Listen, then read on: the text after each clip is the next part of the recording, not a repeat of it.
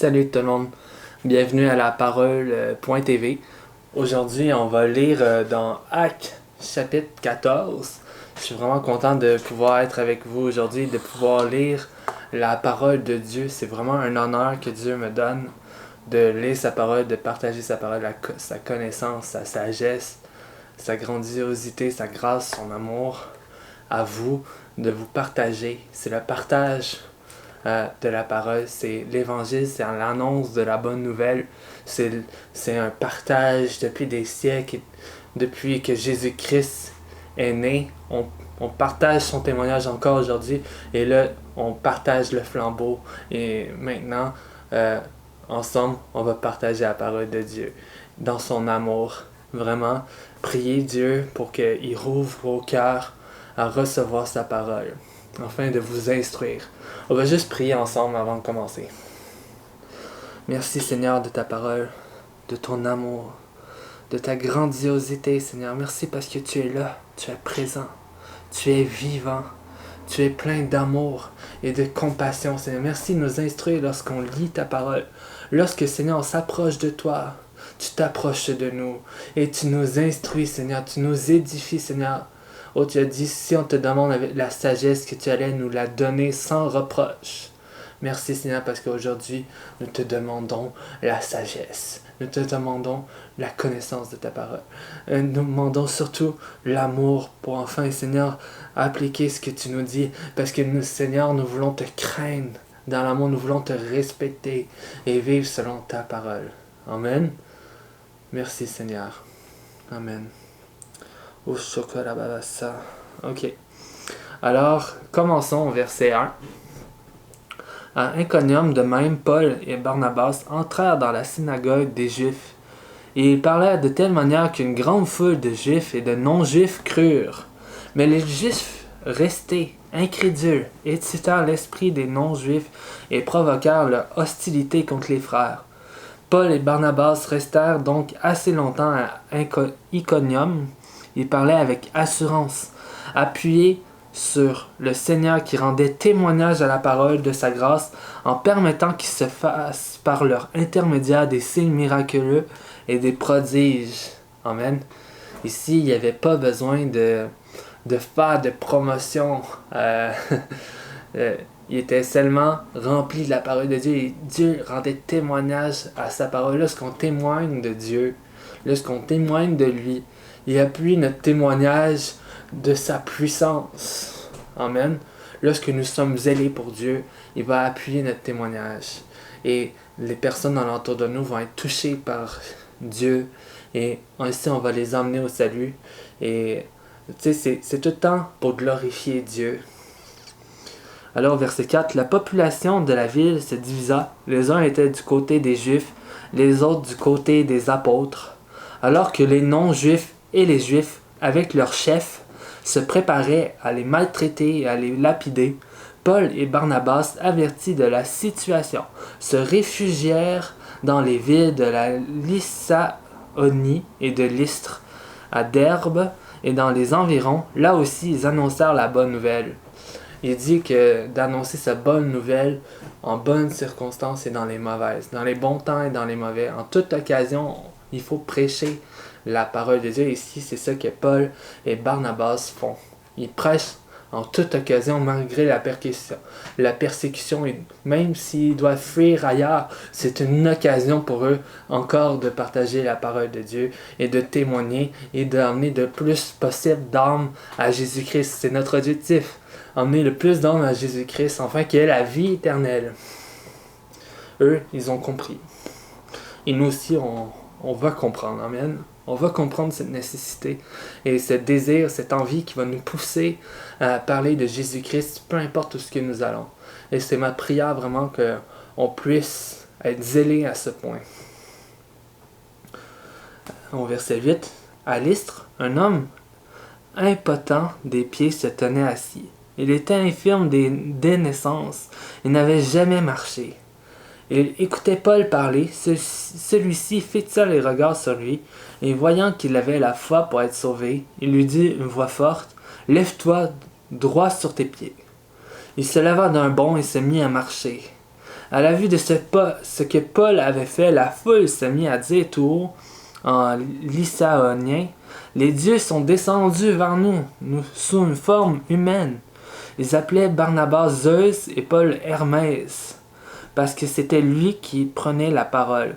Le prêtre de Zeus, dont le temple était à l'entrée de la ville, amena des taureaux avec des guirlandes vers les portes. Il voulait de même que la foule offrit un sacrifice. Quand ils apprirent cela, les apôtres Barnabas et Paul déchirèrent leurs vêtements et se précipitèrent vers la foule en s'écriant « Pourquoi faites-vous cela? Nous aussi, nous sommes des êtres humains de la même nature que vous, et nous vous apportons une bonne nouvelle en vous appelant à renoncer à ces idoles sans circonstance pour vous tourner vers le Dieu vivant qui a fait le ciel, la terre, la mer et tout ce qui s'y trouve. Dans les générations passées, il a laissé toutes les nations suivre leur propre voie. Pourtant, il n'a pas cessé de rendre témoignage de ce qu'il est par le bien qu'il fait. Il vous envoie du ciel les pluies et les saisons fertiles.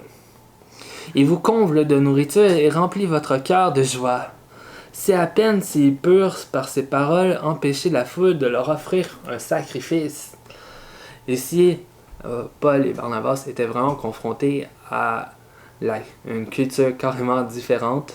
Et ces gens-là allaient l'adorer, allaient faire des statues d'eux, etc. Parce qu'il s'est passé des miracles. Et qu'est-ce qui se passe, c'est que là, eux s'offusquent de ça. On doit s'offusquer lorsque quelqu'un veut nous voir comme étant plus élevés que Jésus-Christ par les œuvres que nous avons faites par lui, par notre foi. Il faut que, si vraiment il y a des miracles qui se passent dans nos vies, des choses qui se passent, on doit redonner la gloire à Dieu.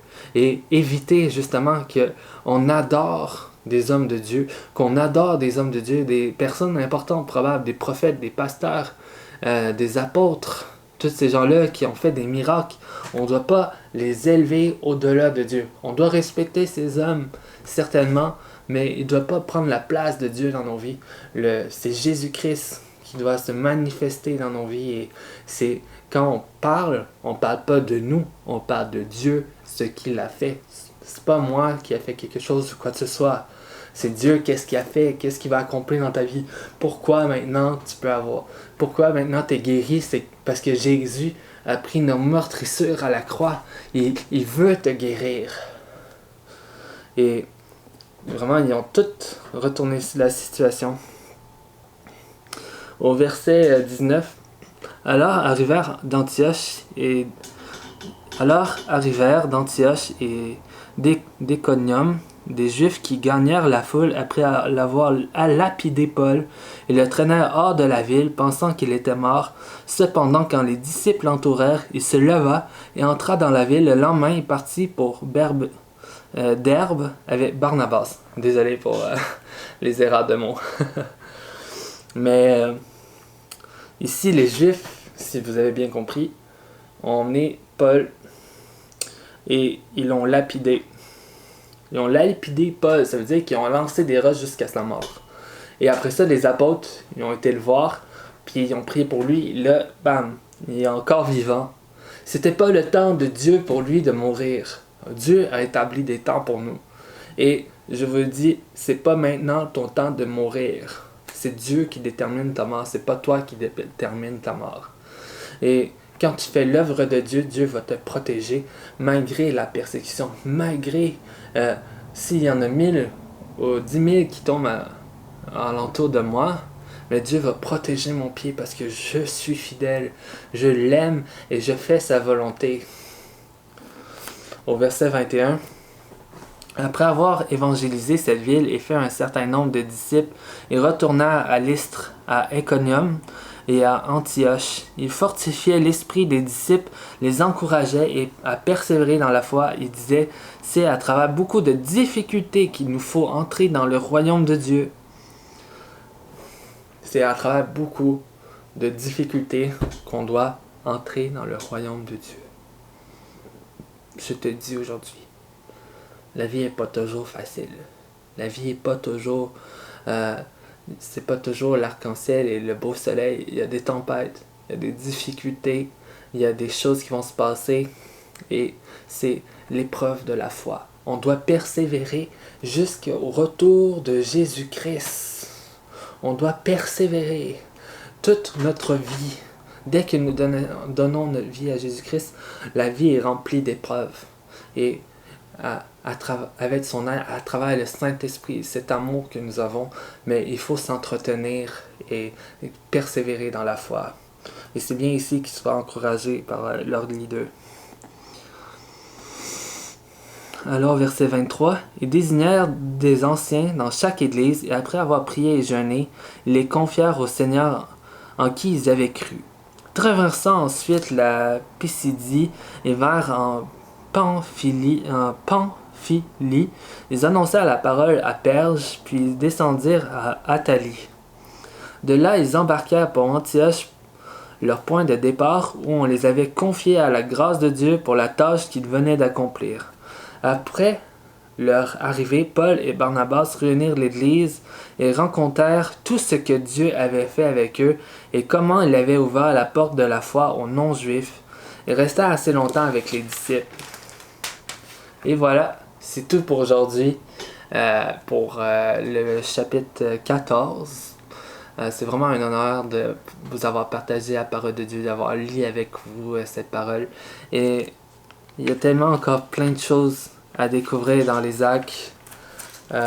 Tellement de belles histoires qu'aujourd'hui ça peut inspirer notre foi à aller plus loin. Chaque livre du Nouveau Testament et l'Ancien Testament va animer notre foi, va nous faire comprendre qui est Dieu et va nous aider dans notre vie chrétienne en nous encourageant, en nous donnant des paroles d'encouragement, d'espoir, d'amour et de compassion. Et vraiment, on a tous les outils nécessaires pour la parole de Dieu pour grandir, surtout avec le Saint-Esprit, si tu as le Saint-Esprit. Et si tu ne l'as pas, demande-le à Dieu aujourd'hui, ferme les yeux et dis-lui, Seigneur, donne-moi ton esprit. Donne-moi ton esprit, Seigneur, qui vienne en moi. Et le Saint-Esprit va descendre sur toi comme une flamme. Et là, tu vas te mettre à prier en d'autres langues que tu ne connais pas, mais laisse-toi aller à cette parole en langue que Dieu va te donner. Amen. Laisse-toi vraiment aller. Ne réfléchis plus. Ne pense plus. Demande juste à Dieu et reçois tel un enfant. Et ne sois pas gêné. Fais-le tout seul chez toi. Demande à Dieu qui t'envoie son esprit. Et il va descendre comme une colombe. Amen. Alors c'est tout pour aujourd'hui. Vous êtes richement bénis en Jésus-Christ. Amen.